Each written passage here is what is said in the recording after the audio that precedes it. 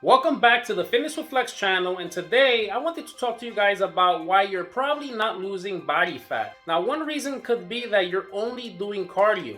Now, it's not bad that you're doing cardio. Cardio is good. It's going to help you burn some extra calories, but doing cardio alone is not going to be sufficient for you to burn a lot of body fat. The thing is, while you're doing cardio, you're burning calories, but once you stop, you're not really going to burn that much calories after that. Now, I'm talking about like steady pace cardio, just like walking or jogging, a light jog, maybe the elliptical. Eventually, things will plateau very fast for you. Now, if you do weight training, not only will you be burning calories as you're doing the weight training, but you'll be burning calories for hours and hours after that. When you're weight training, you need to recover. Things are being broken down. You need to repair. So this whole process will help you continue burning more calories past the point of when you stop working out. Now, if you do weight training and cardio together, now you'll see some magic happening. Guys, comment down below. Let me know what you guys think about this tip. Let me know if you're only doing cardio. Let me know if you're also doing weight training and what type of exercises you're doing. I hope that this tip was able to help, and stay tuned for the next episode.